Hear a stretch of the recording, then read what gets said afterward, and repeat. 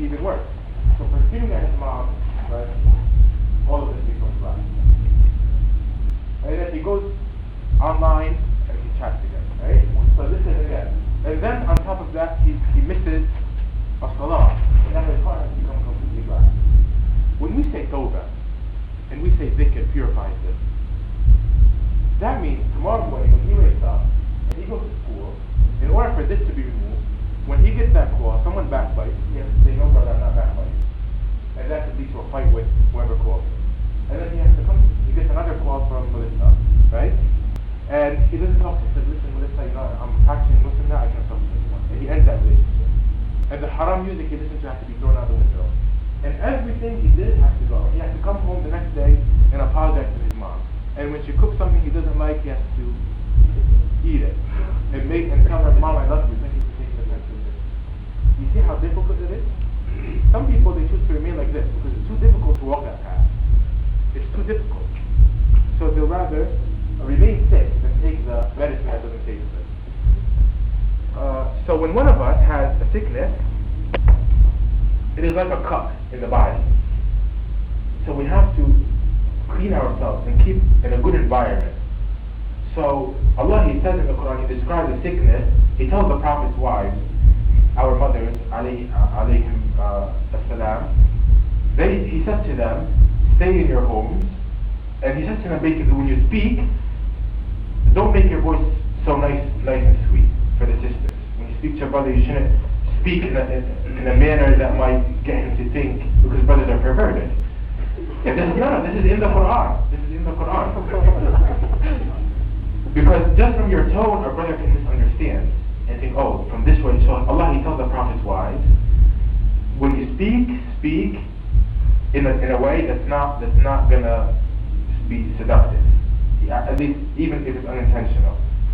Allah, He says, فَيَطْمَعَ الَّذِي فِي قَلْبِهِ مَرَضٌ. So the one who's in his heart is the sickness of perversion, doesn't think, oh, look, her voice was like that, she was talking to me in a sweet voice because she likes me. And all these things go on in his head, and the system meant nothing. So in order to purify ourselves, for example, if someone has this sickness, he has to stay away from all of these things that are going to bring that sickness back up. Just like someone who has a cut, and he says, you know what, brother, I want to heal. And then he goes for a swim in the swamp. It doesn't work. If you want that cut to heal, you have to first what? Remove all of the dirt, the pus from inside of it. And then after that, you have to put a Band-Aid. And then after that, you have to keep away from all germs. And then after some time, it'll heal.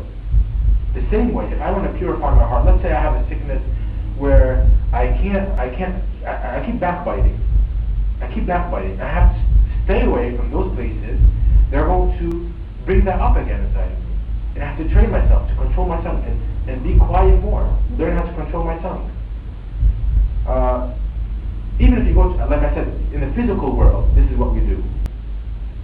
If this is how I have to cure my cut or whatever it is, the same way, that's how I have to cure my heart.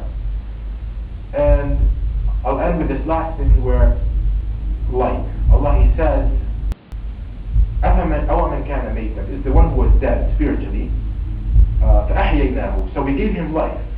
وَجَعَلْنَا لَهُ نُورًا And we gave him light. يَمْشِي بِهِ فِي النَّاسِ He walks among people with that light.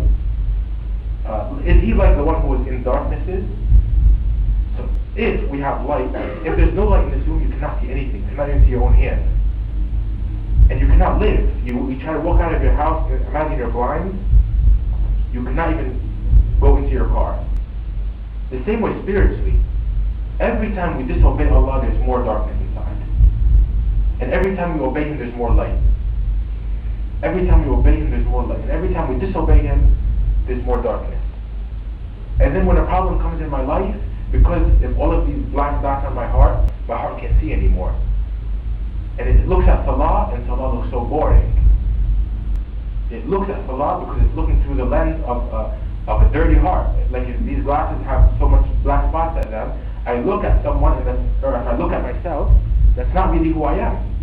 I don't have all those black dots on me. It's just the lens I'm looking through. So when I look at something through the lens of my eyes, I look at something haram and it looks so good. That means the lens I'm looking through is sick. And if I look at something good, and it's so boring, brother, reading Quran is so boring. Whereas, if my heart, if I clean that lens, and then I would be able to see, you know what, brother? That thing I was doing, that was really what caused me to be miserable in life. And this thing that I thought was boring, it's so, I find delight in it. Again, it's the heart, the eye of the heart. I'll stop here, inshallah. If anyone has any questions, if not, we can conclude.